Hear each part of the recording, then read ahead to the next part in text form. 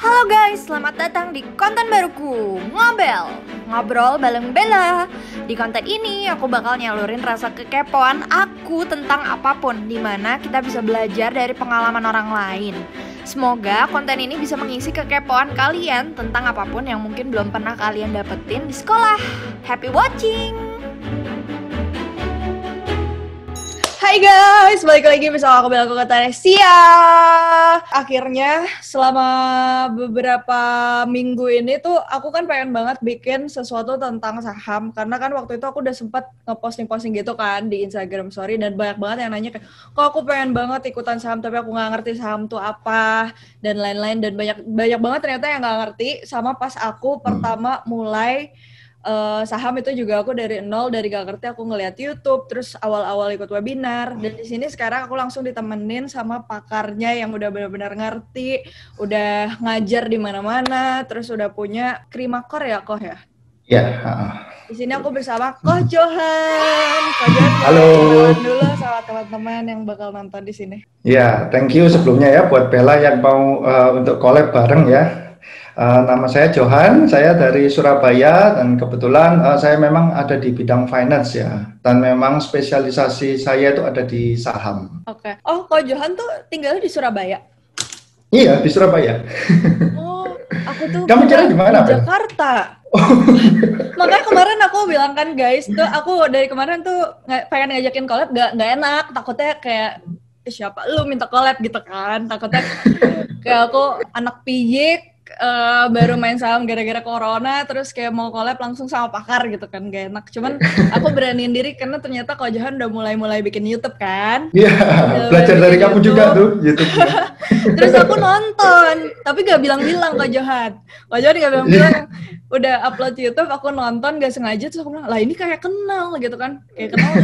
Itu aku gak nyari loh kok, gak nyari nama, gak nyari apa, emang muncul aja di home. Jadi aku pengen cerita dulu, awalnya tuh pas pertama aku ketemu sama Koh Johan itu, aku ikutan webinar. Webinarnya itu aku tahu dari maubelajarapa.com. Ini no sponsor sama sekali. Jadi waktu itu memang aku lihat-lihat di maubelajarapa.com itu aku lihat belajar saham untuk pemula, dan di situ aku ketemu langsung sama Krimakor karena dia itu selalu setiap Jumat ya, Koh. Iya, betul. Krimakor itu setiap Jumat mereka ngadain webinar. Akhirnya di situ aku langsung daftar dan aku belajar. Awal-awal juga tuh aku benar-benar buta, sebuta-butanya, sama sekali nggak tahu apa-apa. Tapi tetap aku lakuin, kayak aku webinar 2 jam. Waktu itu sempat ikut 2 kali. Oke, kita langsung mulai aja. Jadi di sini kan banyak banget yang nanya nih, kok sebenarnya saham tuh gimana sih permainannya? Terus kalau misalkan kita mau pertama kali masuk dan terjun untuk pemula ya, untuk pemula yang nggak tahu apa-apa nih, anggap ipot aja nggak tahu, Mirai nggak tahu, sekuritas nggak tahu, itu tuh apa yang harus dipersiapin supaya kita bisa kecemplung di dunia investasi saham ini? Untuk yang pertama ya, biasanya sih kalau dari saya pribadi memang saham itu kita perlu buka rekening dulu ya. Nah, untuk kita bisa transaksi saham, jual atau beli saham, kita harus punya akun di sekuritas. Sekarang sih banyak sekali ya pilihan untuk sekuritasnya, ada yang kayak tadi kamu sebut ya, ada iPod, ada Sukor, ada Mirai, ada macam-macam. Semuanya kurang lebih sama dan bagus-bagus kok sekarang. Nah, sesudah kita buka akun di sekuritas, kita kan sudah bisa nih transaksi di saham. Cuma kalau menurut aku pribadi, untuk yang pemula itu kita jangan langsung top up terus kita langsung beli random gitu ya, itu bahaya sekali. Karena di saham ini kan kita seperti investasi ya, harusnya itu seperti itu, tapi banyak sekali orang yang mindsetnya itu malah berpikiran seperti gambling gitu loh. Jadi dia nggak mempelajari dulu saham ini seperti apa, langsung kata temenku ini mau naik nih, akhirnya dia beli. Nah, itu yang bahaya sekali ya, karena sebenarnya konsep dari saham itu kan investasi. Untuk awal-awal sesudah kita buka rekening, kita harus belajar dulu nih tentang saham. Kira-kira konsep investasinya seperti apa. Misalnya, paling gampang ya, paling simpel ya, untuk pemula, itu kita berinvestasi di saham-saham yang punya fundamentalnya bagus. Nah, terus tahu dari mana nih kita fundamentalnya bagus atau enggak? Paling simpel, kita sekarang ini kan sudah online semua, teknologi sudah gampang nih. Kita mau lihat laporan keuangan, itu banyak sekali aplikasinya. Bisa download yang namanya RTI. Nah, di sana itu keluar langsung laporan keuangan, labanya berapa, segala macam. Nah, kita lihat perusahaan yang yang setiap tahun tuh menghasilkan profit. Terus yang kedua itu yang paling gampang itu dari produknya ya. Nah kalau perusahaan ini misalkan kita tahu produknya, contohnya misalkan Telkom, kita sering pakai nih kartu Halo ya kan, kartu Telkomsel. Nah itu produknya sudah familiar lah di market. Atau misalkan kita kalau misalkan sikat gigi pakai pasta gigi merek tertentu. Nah untuk mandi pakai sabun. Ya betul seperti itu.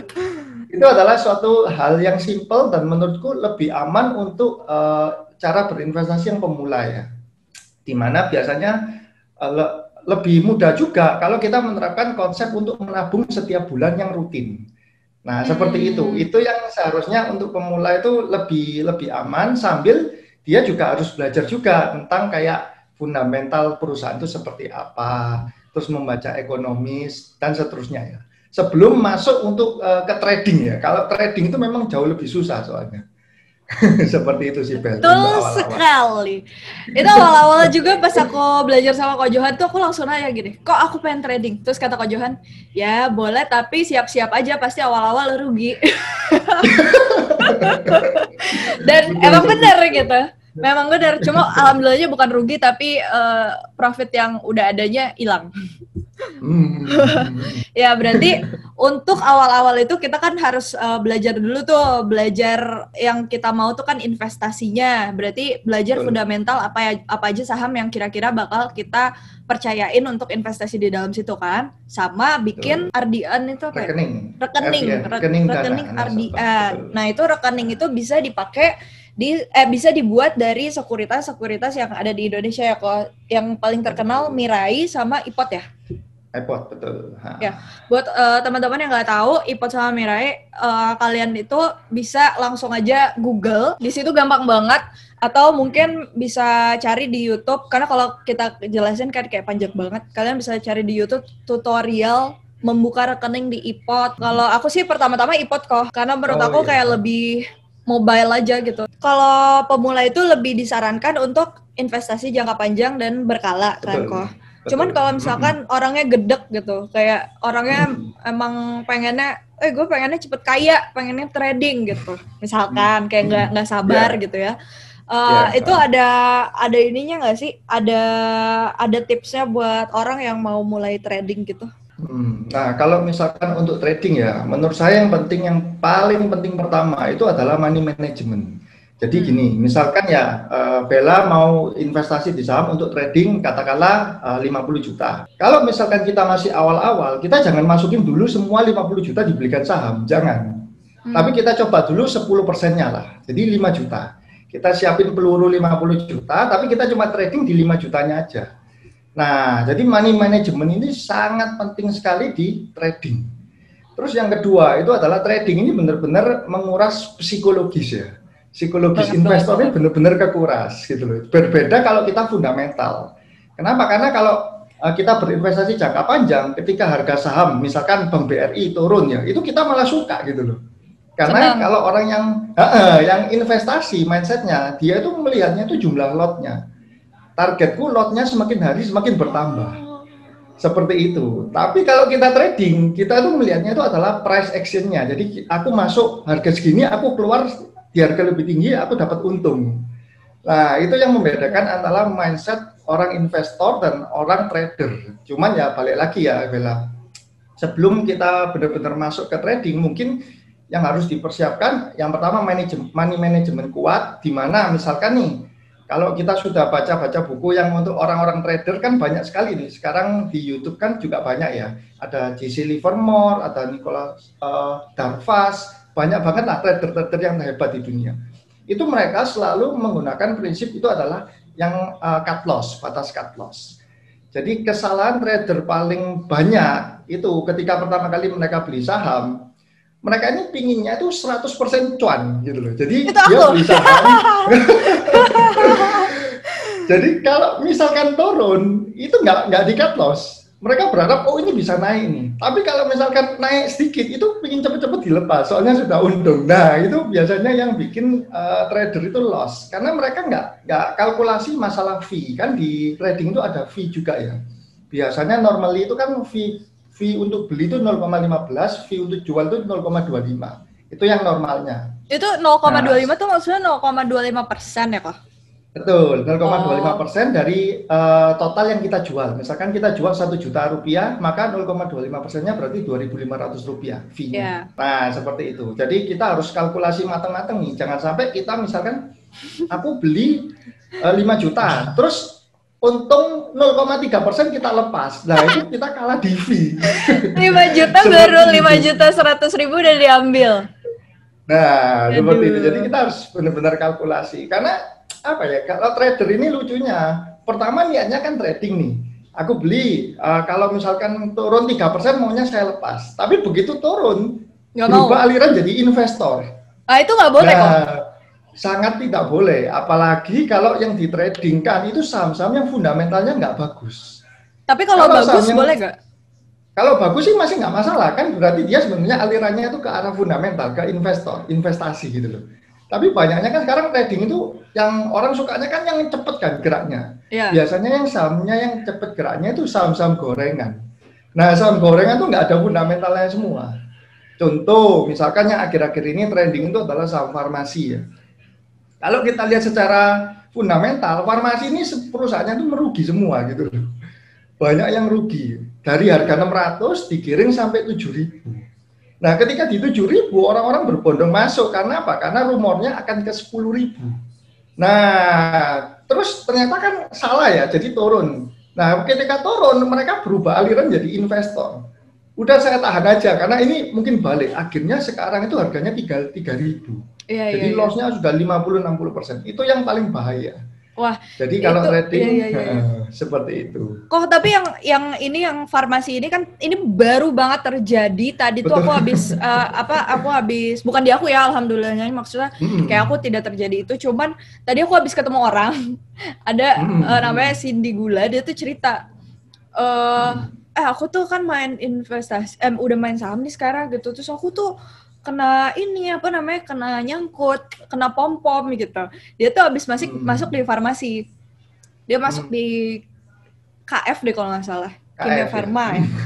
Dia masuk di 6.000 kok. Dia masuk di 6.000. Terus sekarang, terus kan turun. Terus dia pikir kayak, kan ada vaksin gitu. Berarti kalau misalkan Jokowi suntik, bakal naik lagi dong gitu. Dia berpikirnya seperti itu.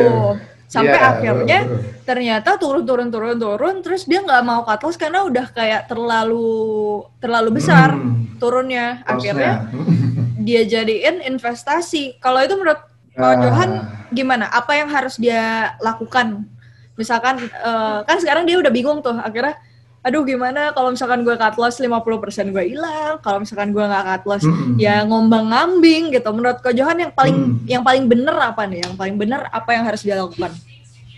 Nah, yang pertama kalau saya ya semua orang yang di saham itu pasti harus pernah belajar. Jadi harus pernah kejeduk seperti itu. Nah, kalau misalkan di posisi seperti ini, kalau menurut saya misalkan Kimia Farma ya, dia beli di 6.000. Nah, secara fundamental seharusnya ya sebenarnya harganya Kimia Farma itu bahkan ya itu 1.000 itu sudah bagus gitu loh. Kalau kita lihat secara fundamentalnya saja. Jadi ketika harganya turun terus ke 3.000, kalau saya pegang saham seperti itu mungkin saya akan lepas. Saya akan lepas saja. Walaupun nah, misalkan kenapa? Iya, walaupun 50%. Karena itu kalau kita belajar dari pengalaman, misalkan ya, contohnya di tahun 2008, itu ada saham yang terkenal tuh fenomenal banget, itu saham bumi. Oh, aku dengar tuh, aku sempat dengar. Itu dari harga 8.000, turun terus sampai 50, Bel. Nah, itu bayangin, bayangin kalau orang yang megang 8.000, terus sampai jadi 50, itu tinggal berapa persen gitu loh. Itu 90% ya? Iya, lebih itu mungkin ya. 99%. Jadi kita harus tahu ya sejarahnya seperti itu. Jadi kalau trading, memang mindsetnya itu harus benar-benar ya trading. Jangan sampai kita itu ibaratnya itu baper sama saham gitu loh. Kalau memang ini nggak benar, ya sudah sesuai trading plan saya cut loss. Misalkan batas cut loss 5%, 10%, ya udah di cut loss. Harus disiplin. Kalau misalkan kita nggak disiplin, gimana kok? Kalau misalkan kita nggak disiplin, itu in the long run itu pasti kita rugi, nggak mungkin. Karena batas cut loss itu yang menyelamatkan modal kita, kan. Seperti itu sih. Tapi kan ada orang nih kayak apa namanya? Kalau misalkan cut loss besoknya naik gitu. Itu gimana? Nah, kalau saya sih ya itu memang di saham kita nggak bisa tahu 100% exactly ya besok naik atau turun. Cuma yang kita bisa tahu pasti kita harus punya trading plan, Bel. Jadi trading plan itu yang harus kita jalankan. Walaupun kita cut loss, kalau cut loss itu sesuai trading plan, itu menurut saya jauh lebih bagus daripada kita dapat cuan, dapat untung, tapi kita nggak ikuti trading plan. Contohnya misalkan gini, saya beli saham, katakanlah contoh ya, misalkan PTBA. Di harga 2.000. Nah, trading plan saya, PTBA ini bakal naik sampai ke 3.000 di resistennya, misalkan ya, contoh seperti itu. Ternyata ketika harganya naik sampai 2.100, itu saya sudah jual dulu. Nah, itu kan artinya saya trading tapi tidak mengikuti trading planku. Walaupun profit, menurut saya itu nggak bagus gitu. Sama halnya ketika kita menjagai untuk resiko cut loss. Ketika kita sudah tahu batas cut loss 5%, ya sudah begitu turun 5% ya kita harus jual. Kalau kita berubah aliran jadi investasi dan itu sahamnya yang fundamentalnya nggak bagus, wah sekali keseret itu bisa gila. Ya, seumur hidup gitu kali ya? Kayak itu bahaya sekali itu. Banyak soalnya contoh saham yang fundamentalnya nggak bagus tuh sekali keseret itu bisa tidur di 50 soalnya sahamnya. Seperti itu. Nah, mungkin orang-orang yang ngambil KF di 6.000, 7.000 itu, Bel. Itu mereka belum sadar bahwa KF itu sebenarnya itu paling bawahnya itu di 600. Wow. Ini aku baru tahu loh.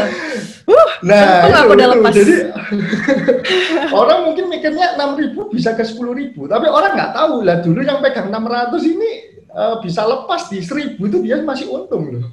Lah yang megang 6.000 lepas di 1.000 bisa nangis kan. Seperti itu. Wow, itu bahayanya kalau trading sih ya. Ya berarti kalau misalkan mau trading itu guys, kalau kalian memang ya saya gak mau lama-lama soalnya saya duitnya pengen cepet beranak gitu-gitu, berarti harus ada plannya. Nggak boleh keluar dari komitmen gitu ya. Kayak Antam, KF itu sekarang itu kejadiannya kayak sama dulu bumi itu. Jadi orang-orang retail itu pegangannya itu bumi semua.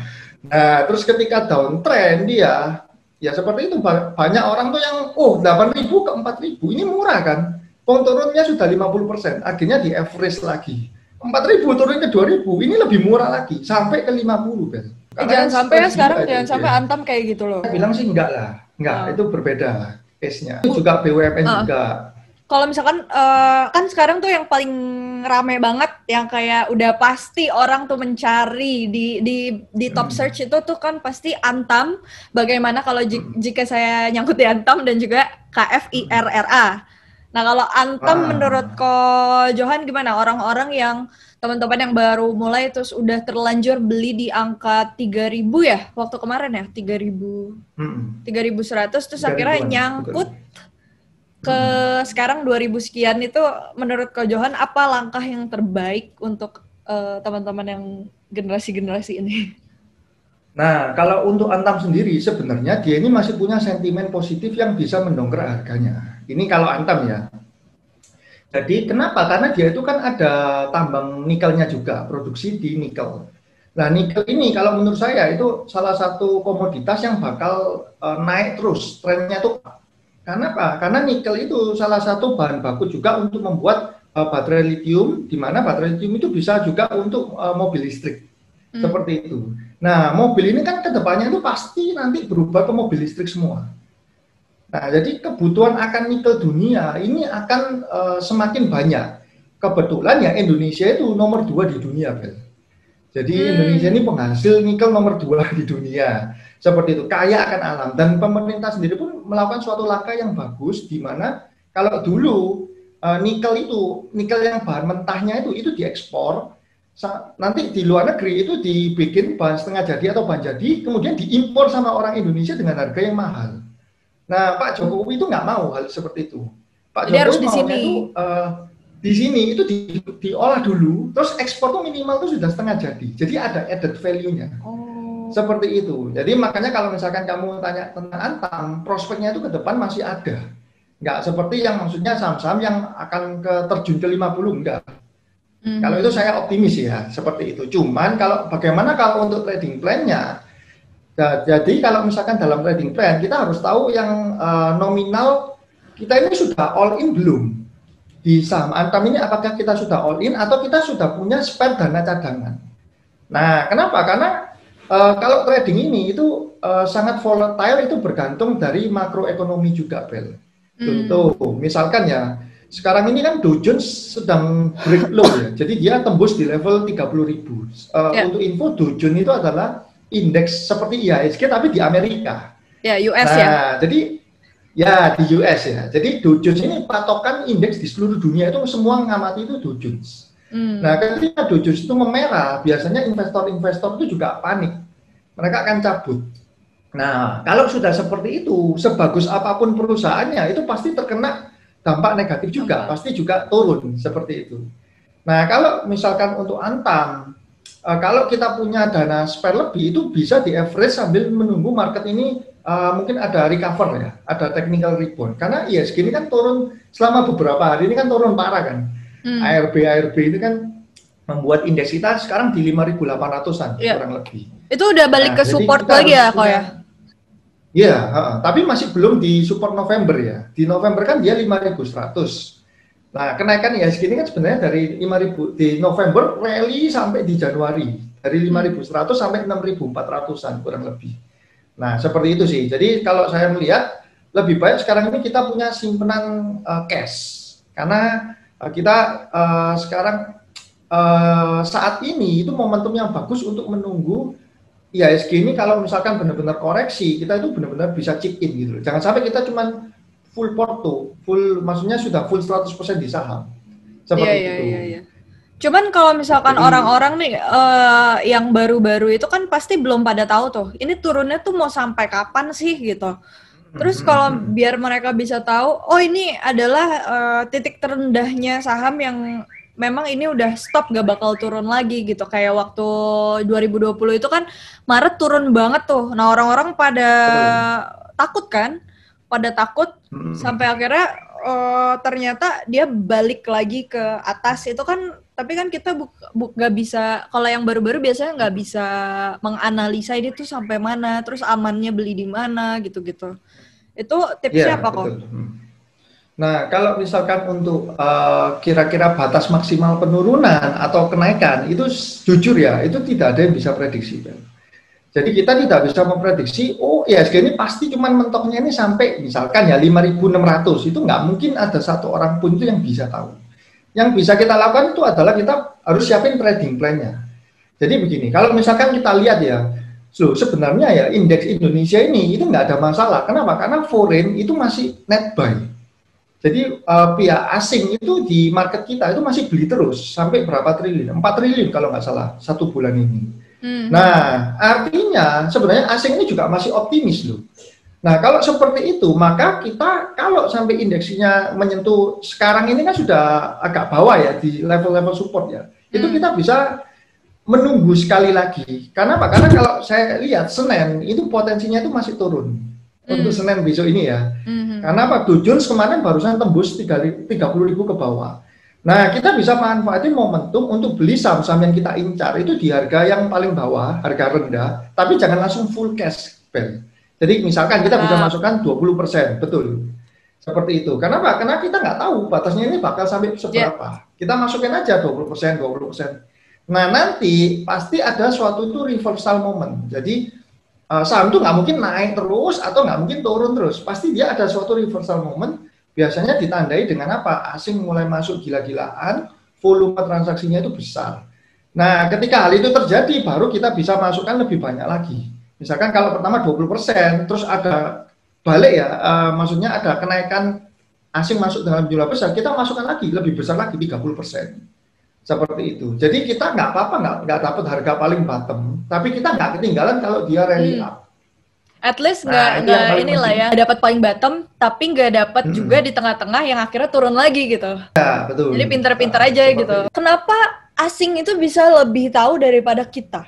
Padahal kita yang tinggal di Indonesia, tapi kita selalu mematokan maksudnya bukan selalu ya, cuman asing tuh udah dapat info yang lebih dulu kalau misalkan ini kayaknya bakal menguat nih, asing masuk duluan gitu. Sementara orang Indonesia tuh telat gitu, malah ngelihat si asingnya dulu baru kita masuk gitu. Ya, nah jadi begini, kalau misalkan kita lihat ya, porsi IHSG sendiri, memang porsi market orang Indonesia berbanding asing itu masih lebih banyak orang Indonesia sedikit. Kalau nggak salah itu 55-45. Jadi 55% Indonesia, 45% itu asing. Kalau dulu itu banyakkan asing.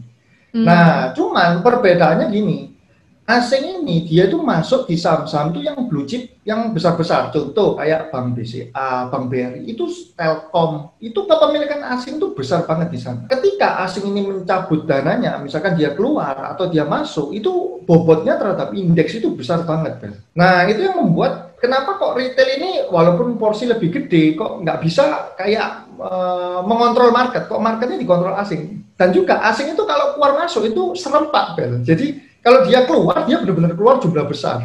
Itu yang langsung bikin IHSG drop. Dan juga asing itu juga punya apa ya, analis-analis, research disertai dengan teknologi-teknologi yang hebat lah. Seperti contohnya ada Bloomberg Terminal segala macam.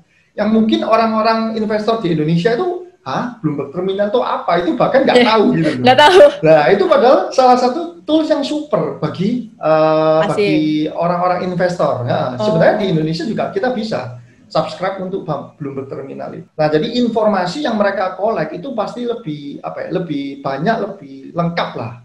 Dibandingkan yang retail kan retail ini lebih banyak menunggu berita, menunggu rumor seperti itu. Iya.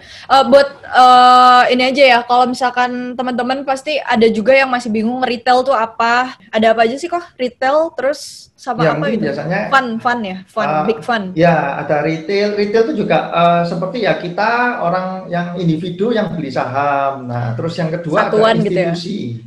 Gitu ya? Institusi big fun ya? Nama company. Bukan. Jadi institusi itu atas nama perusahaan. Jadi PT beli saham itu kan bisa. Nah, terus ada lagi yang namanya fund. Betul. Fund ini macam-macam. Ada yang dari reksadana, ada yang dari dana pensiun, itu banyak sekali. Nah, ada yang asing, ada macam-macam. Kategorinya itu ada banyak.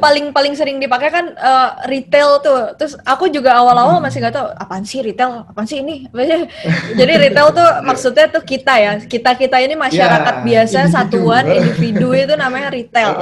Kalau institusi itu PT-PT kayak kantor-kantor, mereka main saham. Terus kalau big fund itu mungkin dari yang kayak asuransi sama reksadana ya Pak ya?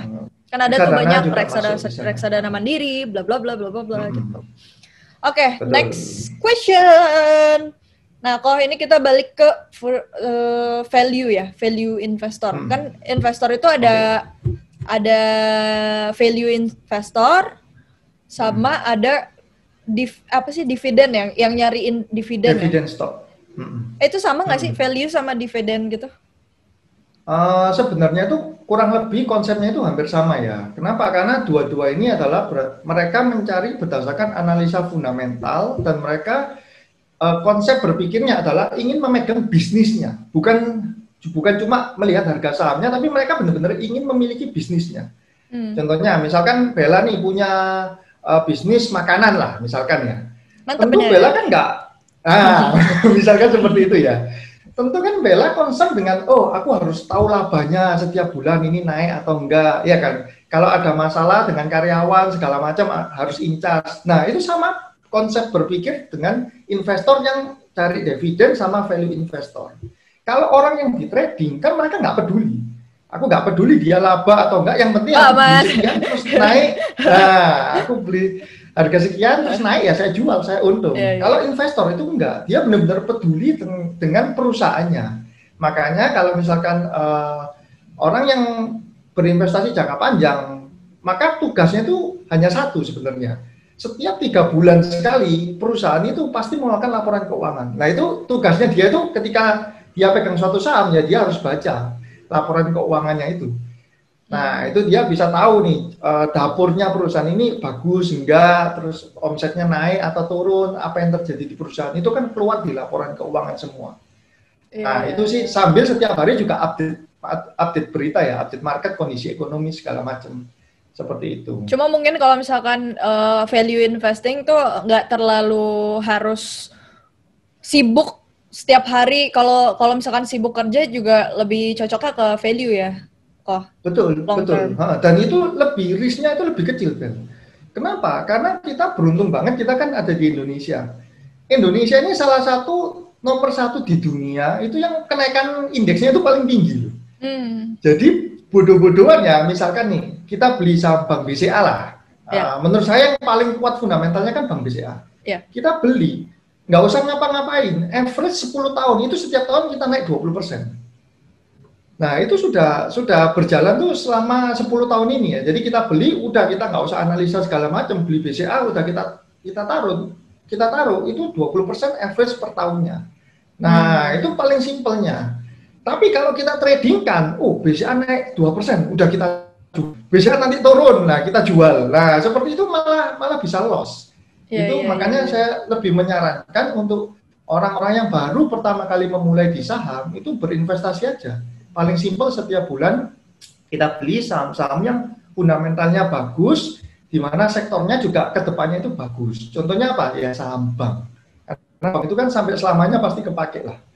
Itu adalah sektor yang abadi menurut saya, saham bank. Dulu tuh aku ingat banget ya guys, pertama-tama aku ikut webinarnya Ko Johan, aku nanya gini, kok emangnya bener bank itu bakal kolaps gara-gara ada cryptocurrency? Kalau kok masih inget gak? Udah lupa ya? Iya. Masih ingat. Kalau aku pikir-pikir lagi, emang berarti pemula tuh benar-benar sangat-sangat lucu ya. Kayak lucu-lucu gitu. Kok bisa bank kolaps gara-gara cryptocurrency? Kalaupun itu terjadi mungkin pas aku udah nenek-nenek gitu kali ya. Jadi kalau untuk masih 10 tahun ke depan masih aman pastilah. Oh ya pasti Bang. Kalau 10 tahun saya yakin ya pasti jasa perbankan pasti dipakai lah. Memang cryptocurrency itu adalah suatu ancaman ya untuk industri perbankan. Cuman kenapa? Karena dia ini kan menabrak semua regulasi ya. Jadi orang mau transfer mau apa itu kan sudah nggak ada regulasinya kan. Tinggal aku mau transfer ke kamu misalnya Bel di negara manapun itu tinggal aku transfer walletnya aja. Kalau cryptocurrency, kalau di perbankan kan nggak bisa. Aku mau transfer uang ke orang di Amerika mesti lewat ini, ada regulasinya, ada aturannya. Nah, tapi kalau menurut saya, misalkan nanti suatu saat cryptocurrency ini benar-benar booming dan dipakai, dilegalkan, bank sendiri pun itu pasti dia shifting, nggak mungkin dia bodoh-bodohan itu diem. Iya, kenapa? Karena bank ini sudah sangat kaya, dia tinggal develop, mungkin dia bisa bikin currency sendiri atau segala macam. Oh iya, benar. Dia pasti dia sudah punya modalnya gitu. Nggak mungkin dia langsung bangkrut, itu nggak mungkin. Ya kayak ini ya kok TV sama YouTube gitu. YouTube kan dulu belum booming, TV booming. Terus pas YouTube booming, TV nggak mau kalah. Gimana caranya TV masuk ke YouTube gitu kan? Betul, ya, seperti itu. Benar. Oke, next question. Kalau misalkan orang-orang yang nyari tadi kan kita ngomongin dividen. Jadi pertama dividen itu kalau yang pada belum tahu, dividen itu adalah ini ya kok pembagian profit dari si saham itu ya, saham yang kita punya. Jadi misalkan gini, kita misalkan pegang sahamnya Bank BCA ya. Nah, terus BCA ini dalam 1 tahun mencetak laba misalkan 1 miliar nih. Ya. Terus laba 1 miliar ini dia memutuskan bahwa akan membagikan 50% dari laba ke pemegang saham. Maka 50% dari 1 miliar kan 500 juta. Itu akan dibagikan proporsional ya, sesuai persentase kepemilikan pemegang saham. Jadi enaknya kalau kita pegang saham untuk investing itu, kita nggak usah ngapa-ngapain, diem. Kalau perusahaannya bagi dividen, nanti uang itu akan langsung masuk ke rekening RDN kita. Dan itu sudah include tax ya, dipotong pajak ya. Nah, bahkan terakhir ini aku dengar-dengar ada wacana pemerintah dividen atas saham itu mau dihapus, Ben. Jadi 0%. Kalau itu benar-benar terjadi, maka enak sekali kalau kita investasi di saham nggak dipotong dia, nggak kena pajak loh dividen. Semoga misalkan, itu benar-benar terjadi. Ya. Misalkan kita punya saham apa ya, misalkan BBCA gitu, BBCA misalkan 2% dividennya per tahun ya kok biasanya. Biasanya setahun, betul. Ya, per tahun 2%. Berarti pas pembagian dividen misalkan aku punya let's say 1 miliar. 1 miliar di BBCA. Berarti aku dapat 2 matematika aku dodol. Gini, 20 juta jadi gitu. kita bukan ngitungnya dari dividennya berapa persen, tapi kita ngitungnya itu dari labanya dia berapa. Misalkan labanya 1 M, terus yang dibagikan dari labanya itu berapa persen dividennya. Jadi misalkan yang dibagikan dividennya itu dari laba itu 50%-nya. Berarti yang laba 1 M itu nggak semua dibagikan ke pemegang saham, Bel. Kan perusahaan pasti butuh juga untuk cash flow, untuk pengembangan. Misalkan cuma 50% aja, maka cuma 500 juta yang dibagikan ke seluruh pemegang saham. Nah, 500 juta ini, misal saham Bank BCA itu ada 500 juta lembar. Nah, maka setiap orang yang punya 1 lembar akan mendapatkan 1 rupiah. Gampangnya seperti itu.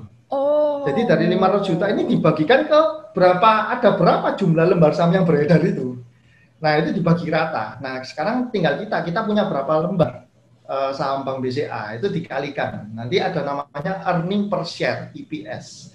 Kita bisa tahu, oh ternyata IPS-nya itu adalah 100 per lembar. Kalau kita punya 1000 lembar, maka kita dapat 100.000 dividennya. Gampangnya sih seperti itu. Oh iya. Nah, sekarang enaknya kita nggak usah ngitung-ngitung, Bel. Kita sudah pakai aplikasi, kelihatan semua kok. Emang iya ya kok? Berapa, segala macam. Iya, ada. Di RTI itu lengkap semua juga. Oh, iya. Aku tuh udah download RTI tapi belum pernah dipakai. Tuh guys, berarti kalian harus untuk yang mau mulai nih, kalian harus sudah siapin tuh download RTI sama Stockbit juga ngaruh ya. Stockbit juga aku pakai juga, Kak. Itu lebih ke arah forumnya ya. Untuk tahu berita-berita ya. Betul. Di NBC gitu ya Kak ya. Ya, kalau CNBC kan memang sehari-hari ya, dia setiap hari pasti ada update berita. Itu update beritanya mantep banget tuh. Sama paling buku-buku. Next question. Oh ya, kalau Ko Johan sendiri itu sekarang lebih ke investasi apa trading? Nah, kalau aku sendiri itu memang aku punya, saya bagi portfolionya, Bel. Jadi aku punya alokasi portfolio untuk investasi, sama aku punya alokasi portfolio untuk trading. Nah, sekarang sendiri saya lebih lebih besar itu ke trading. Nah, pada awal tahun ini saya sempat berpikir tuh mau tradingnya tuh mau saya gedein ke 90%, 10% invest. Tapi melihat kondisi seperti ini, kalau market itu crash, itu momen yang bagus untuk kita hold saham. Jadi makanya saya mulai besarkan porsi untuk investasinya itu saya pasang itu sekitar 40% dari portfolio. Sekarang betul. Itu bisa dicontek tuh guys. Tapi kayaknya kalau pemula jangan 40% lah ya kok. Betul, malah lebih gede di tradingnya jauh harusannya. Mungkin 80% itu jauh lebih safe lah. Seperti itu. Cuman kan ada gini ya kok. Kalau Ko Johan investasi sama trading bersatu berarti nggak ada kayak ngelihat orang yang trading tuh kalau trading sih gitu, nggak ada kayak gitu kan kok. Soalnya ada loh kok. Enggak sih. Ada orang yang dia tuh saking cintanya sama value investing. Value investing kayak Lo Keng Hong, terus Warren Buffett, saking cintanya sama orang-orang itu sampai akhirnya dia ngelihat orang yang trading tuh kayak lo tuh ngapain kayak gitu, lo nggak akan jadi orang kaya dengan lo trading gitu. Menurut Ko Johan, tapi bener gak tuh kalau misalkan pilihan kita adalah trading bukan long investing, emangnya benar kalau misalkan trading itu nggak bakal bikin kita kaya dibanding kita long investing? Nah kalau itu sebenarnya ya trading sendiri itu juga jenisnya itu nggak cuma trading gitu, Bel. Jadi trading itu pun kalau menurut saya itu ada 2 jenis. Yang pertama namanya scalping. Scalping itu trading yang cepat. Jadi mungkin hanya beberapa menit atau jam itu sudah dilepas. Itu namanya scalping. Sama ada trading itu yang namanya swing trading. Nah, swing trading ini jangka waktunya itu bisa 1 minggu, 1 bulan, 2 bulan, 3 bulan. Itu kita tetap ngomongnya trading. Walaupun dia wordnya swing trading. Nah, seperti itu. Nah, kenapa kok saya nggak fanatik dengan value investing ya? Karena menurut saya Kenapa kok si Lo Keng Hong, Warren Buffett ini nggak melakukan trading? Kenapa? Karena dana kelolanya dia itu terlalu besar, Ben. Jadi misalkan si Lo Keng Hong ya, dia punya aset katakanlah 2,5 triliun. Dia sekali trading bisa ARB, bisa turun mentok itu sahamnya, bisa naik mentok. Jadi nggak mungkin dia trading kan dengan dana yang sebesar itu, gitu loh. Tapi saya yakin pada awal mulanya semua itu pasti beranjak dari swing trading. Itu menurut saya itu pasti. Dan memang Lo Keng Hong pun sendiri kalau misalkan kita lihat portfolionya, dia ada kok yang pegang saham kayak PNLF itu. Dia pegang cuma 6 bulan dilepas kok. Lah itu sebenarnya kan juga swing trading. Sama. Kayak gitu. Jadi itu jatuhnya swing ya? Swing trading. Kalau kita benar-benar investing, itu kita benar-benar kayak beli bisnisnya. Jadi, kalau turun ya kita beli lagi seperti itu. Bukan setia gitu lah ya. Betul. Setia, nggak pindah-pindah. Nah, contohnya kayak Warren Buffett, dia beli sahamnya Coca-Cola. Dia dari dulu beli sampai sekarang itu nggak dijual satu lembar saham pun nggak. Sudah di hold itu berapa puluh tahun gitu loh. Terus tujuan dia apa dong kok? Investing. Nah, tujuan dia memang dia melihat prospek saham dari Coca-Cola ini kan gede, ini kan besar. Jadi dari kinerja yang semakin bagus, maka Coca-Cola ini setiap tahun akan membagikan dividen kan. Nah, dividen ini kan seperti free money buat dia kan. Ya nggak usah ngapa-ngapain, sudah ada manajemen Coca-Cola yang mengurus perusahaannya, dia tiap tahun terima dividen kan. Dividennya di reinvestingkan lagi ke membelikan saham Coca-Cola lagi. Jadi semakin tahun dia dapat semakin gede dividennya kan. Sambil capital gain-nya kan dia semakin bertumbuh. Nah, tapi yang dia incer itu dividennya. Sama kayak BCA ya. Jarum membeli BCA itu dia juga nggak berpikir untuk swing trading, dia benar-benar berpikir untuk berinvestasi gitu loh.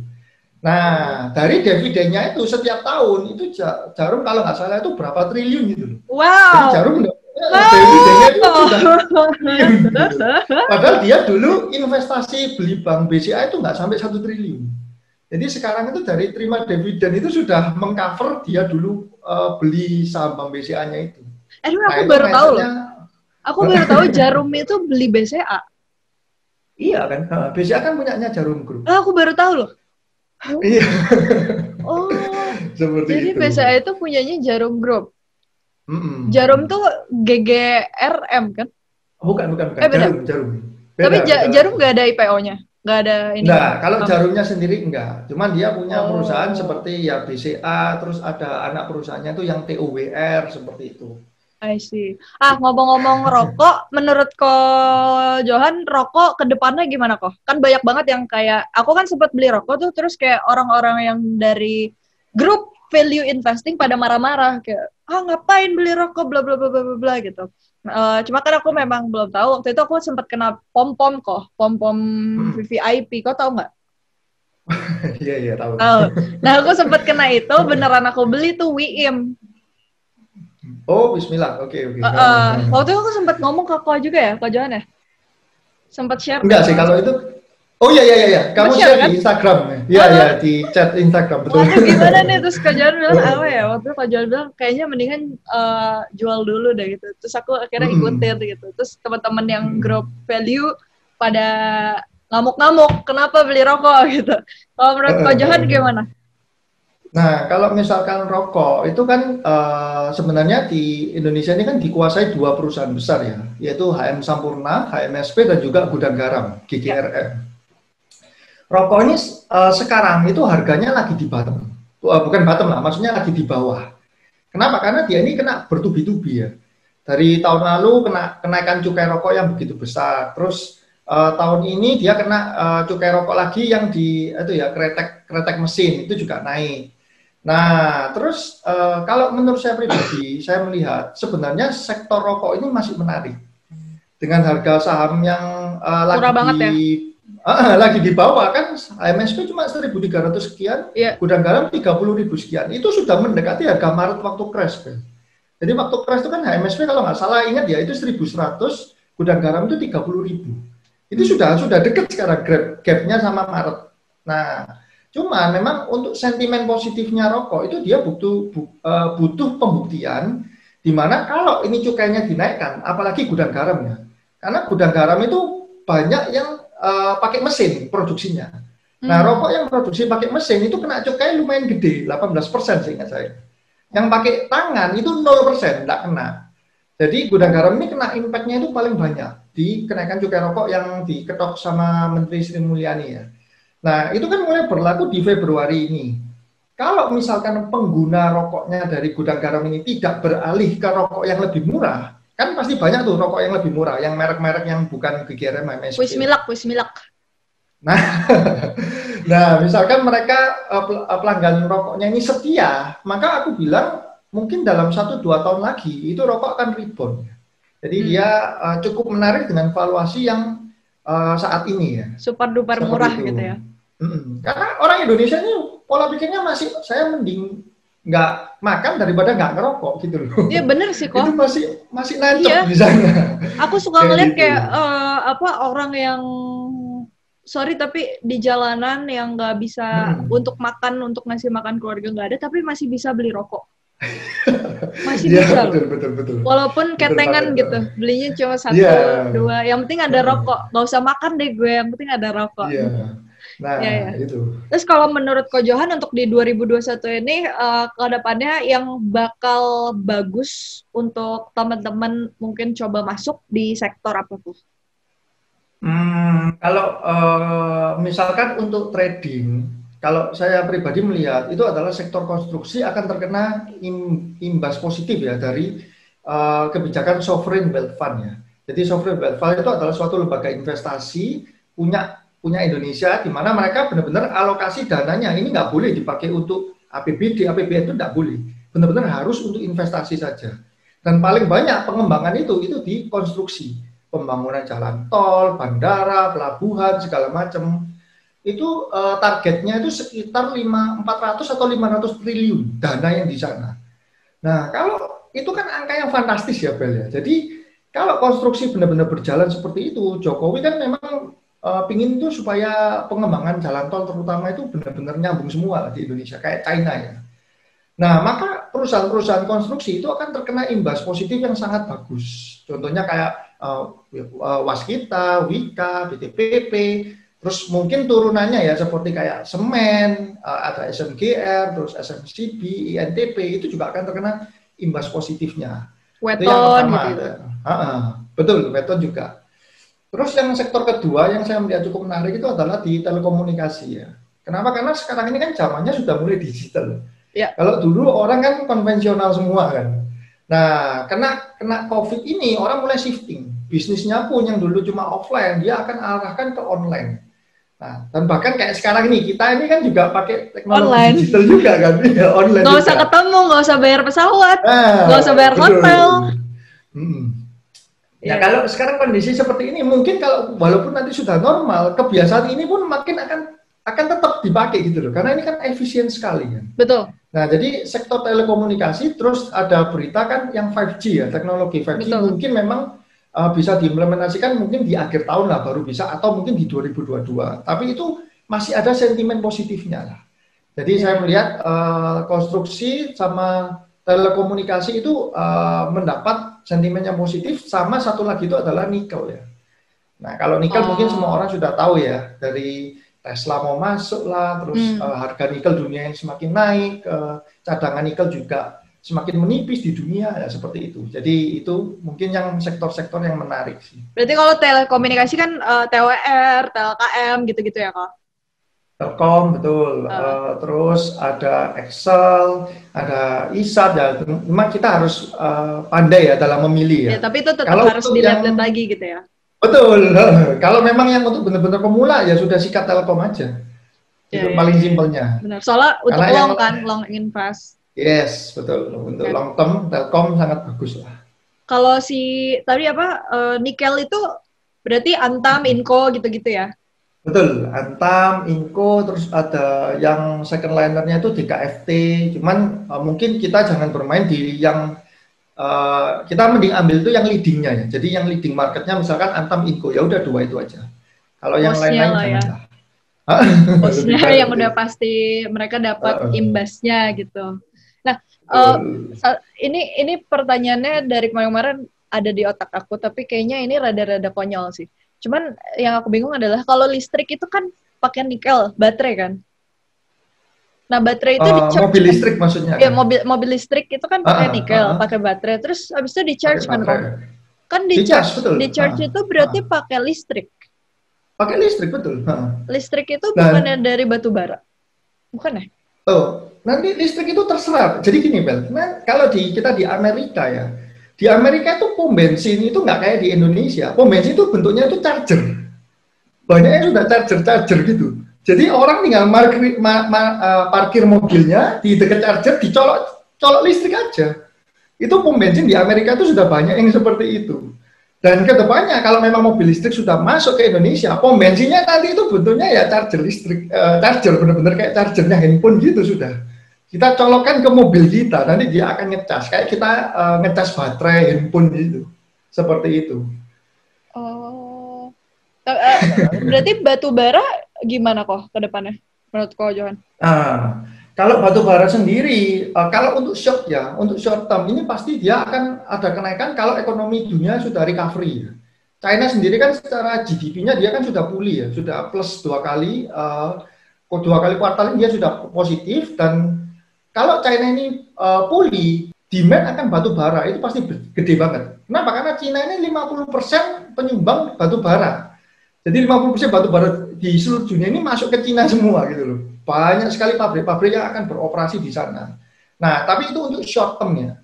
Untuk long term-nya, saya melihat itu ada namanya apa ya? Biogreen ya. Apalagi Joe Biden itu ingin supaya kebijakan bahan bakar itu lebih clean lah, lebih bersih, nggak terlalu banyak polusinya. Batu bara ini murah, tapi polutannya itu tinggi. Nah, mereka akan mencoba itu beralih itu seperti kayak ke sawit, biodiesel. Nah, sawit itu kan rendah sekali ya untuk polutannya. Atau mungkin bahkan kalau bisa itu di solar panel, listrik. Nah, kalau teknologi-teknologi yang sudah green seperti itu akan diproduksi massal, maka batu bara ini mungkin akan tertinggal.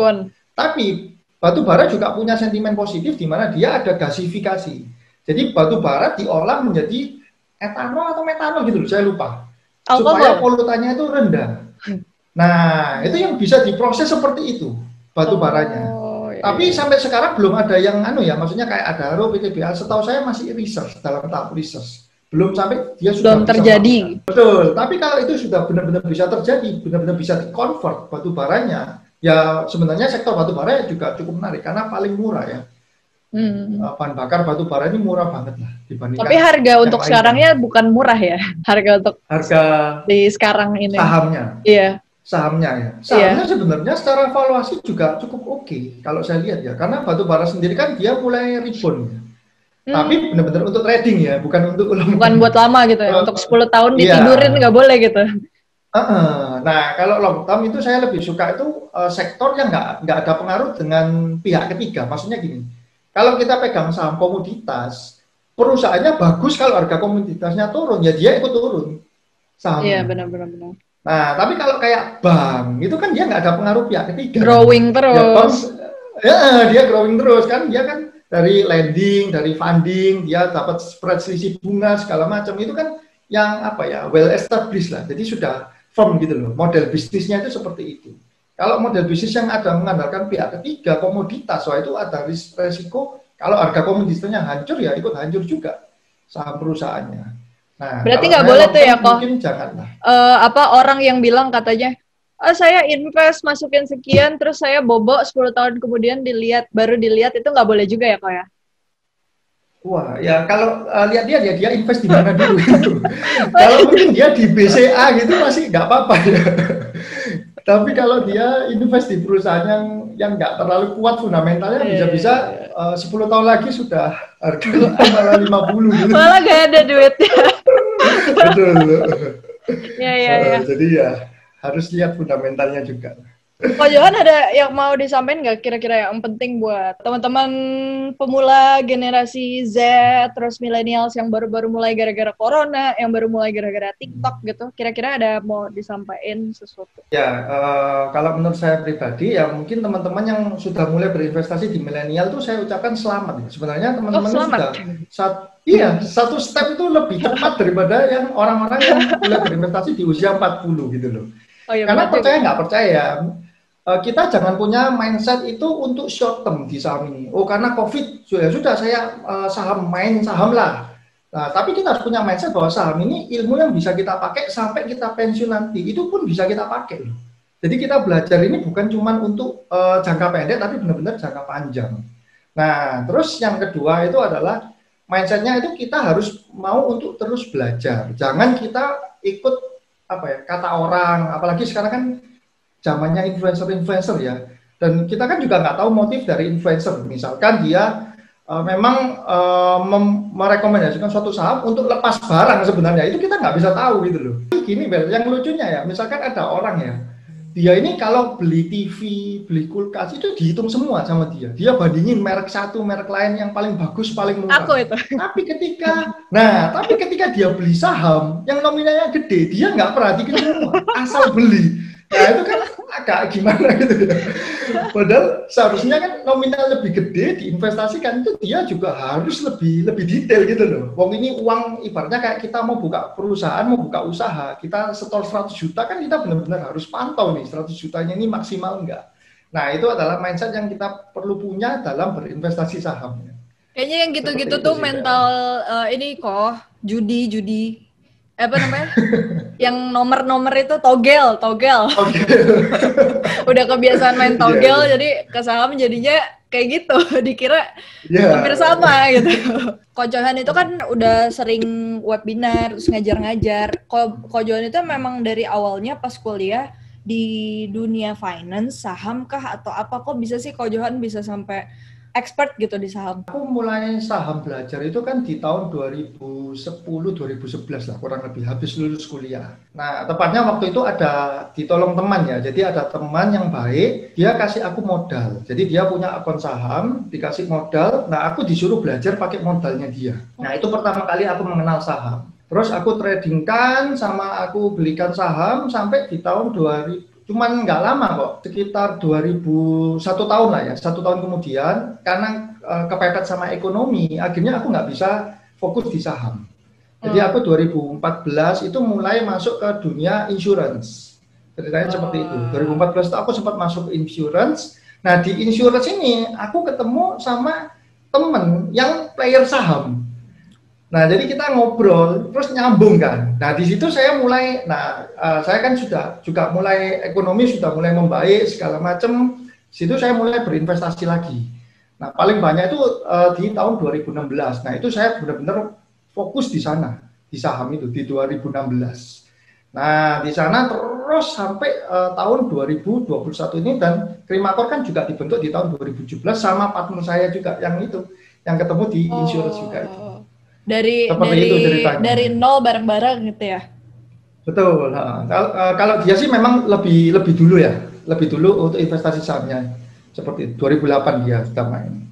Berarti buat teman-teman yang mau belajar dari awal terus bingung mau belajar dari mana, daripada belajarnya sama influencer yang kita nggak pernah tahu gitu. Maksudnya bukan berarti semua influencer nggak jelas, tapi takutnya salah gitu, kecemplung di lubang yang salah, terus malah jadi trauma. Mending yang udah pasti aja gitu. Jadi kalian bisa cek Instagramnya Krimakor sama Ko Johan, nanti aku bakal taruh di description box di bawah. Terus di sana juga ada webinar. Bisa beli juga dari maubelajarapa.com ya, biar lebih gampang ya. Ya, cuma memang untuk webinar itu terakhir ini kita agak agak vakum untuk yang webinar. Oh gitu. Berarti Krimakor itu sekarang ngapain kok? Kita ada progres untuk saham, jadi kita bisa bantu orang untuk open account. Kita kan ada partner di sekuritas, jadi mereka bisa trading melalui Krimakor seperti itu. Oh jadi. Sama kita juga. Jadi Krimakor itu adalah sekuritas gitu ya? Kita punya partner, jadi kita bukan sekuritas tapi kita berpartner dengan sekuritas, sehingga kita bisa untuk brokerage, orang mau buka akun bisa melalui kita. I see. Itu salah satu bisnisnya. Oke. Kayaknya udah lama banget kita ngobrol, kayak aku terlalu banyak ingin tahu, tapi makasih banget Ko Johan udah mau collab sama aku, terus udah mau berbagi untuk anak-anak generasi Z dan juga millennials yang baru-baru main saham. Semoga semuanya nggak ada yang ini ya, nggak ada yang trauma atau gimana karena IHSG lagi turun sekarang. Semoga yang nyangkut juga bisa cepet-cepet keluar, atau mungkin kalau yang nyangkutnya seperti tadi dibilang, kalau nyangkutnya di saham-saham yang nggak berfaedah dilepas aja. Diganti ke saham-saham yang bagus kita. Oke, terima kasih Ko Johan udah mau collab sama aku. Jangan lupa guys, subscribe YouTube-nya Ko Johan. Apa namanya, Johan Jascha ya? Ya, betul. Johan JASCHA. Sama Instagramnya Ko Johan dan juga Instagramnya Krimakor. Kalian bisa langsung aja DM ke Ko Johan kalau misalkan mau nanya-nanya tentang Krimakor. Bisa lihat di description box juga. Nanti aku bakal taruh linknya. Terima kasih Ko Johan. Oke, thank you Bel. Thank you semuanya. Selamat malam. Bye.